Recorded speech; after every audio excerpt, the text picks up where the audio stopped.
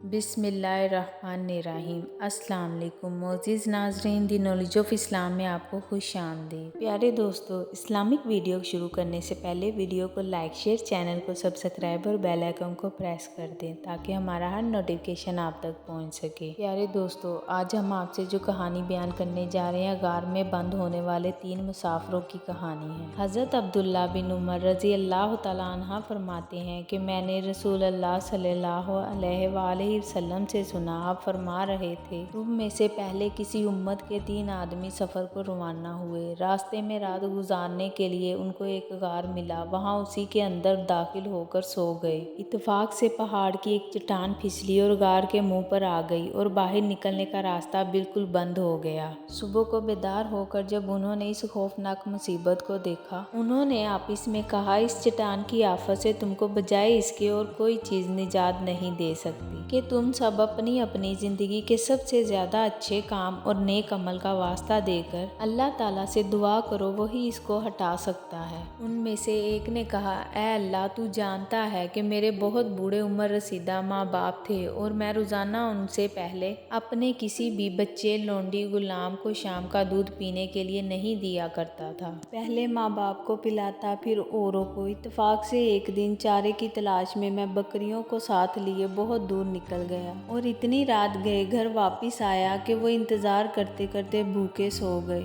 मैं हस्बे आदत फ़ौरन उनके लिए बकरियों का दूध निकाल कर लाया तो उनको देखा कि वो गहरी नींद में सो रहे थे। बहरहाल जब वो बेदार हो गए और उन्होंने अपने हिस्से का दूध पी लिया, तब हम सब ने भी पिया। अल्लाह, अगर मैंने माँ बाप का ये एहतराम और खिदमत तेरी रज़ा के लिए की हो तो मेरे इस नेक अमल के तफ़ैल तुम हम सब से इस चट्टान की मुसीबत को जिसमें हम गिरफ्तार हैं दूर कर दे। इस दुआ के बाद वो चट्टान थोड़ी सी हट गई, मगर वो इससे बाहर निकल नहीं सकते थे। दूसरे ने कहा, या अल्लाह, तू जानता है कि मेरे चचा की एक लड़की थी जो मुझे सबसे ज़्यादा महबूब थी। मैंने उसको अपनी हवस का शिकार बनाने के लिए उस पर काफ़ी डोरे डाले, मगर उसने साफ इनकार कर दिया। यहाँ तक कि इत्तेफाक से वो अपने ख़ानदान के शदीद तरीन कहत में मुब्तला हो गई। फ़िक्र फ़िलास से मजबूर होकर वो मेरे पास मदद मांगने आई तो मैंने इसको 120 दिनार सोने के सिक्के शर्त पर देना मंजूर किए कि वो मुझे तन्हाई में अपने नफ्स पर कुदरत दे दे। वो मजबूरन इस पर आमादा हो गई, यहाँ तक कि मैं जब उसकी दोनों टांगों के दरमियान बैठ गया तो उसने बड़ी आजिज़ी से कहा,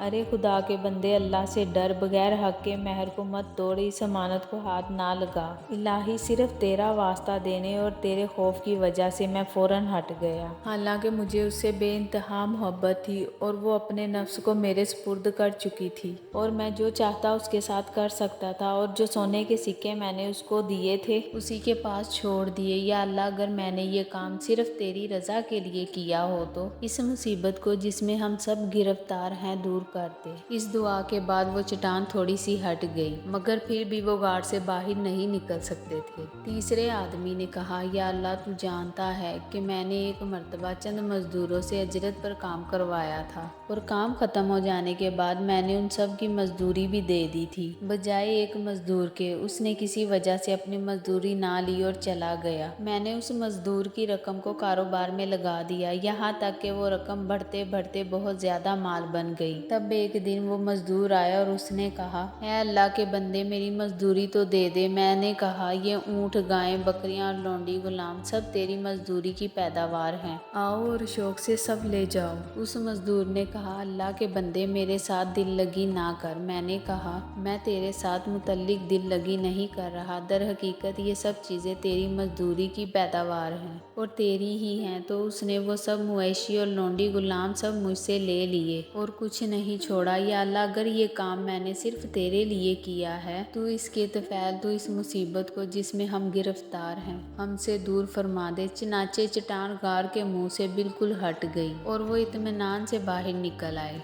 इस हदीस से मालूम होता है कि चचा ज़ाल लड़की वाले शख्स के दिल में वाकई खौफ खुदा था और अल्लाह पाक से डरने वाले के हक़ में अल्लाह ताला ने खुद गवाही दी है कि उसके लिए जन्नत है। फरमाने इलाही, यानी जिस शख्स को ये खौफ दामिनगीर हो कि कल रोज़े क़यामत रब्बुल इज़्ज़त के सामने हिसाब के लिए पेशी होगी, इस हदीस मुबारका से ये भी मालूम हुआ कि मुसीबत परेशानी में ख़ासकर अल्लाह रब्बुल इज़्ज़त से ही मदद तलब करनी चाहिए।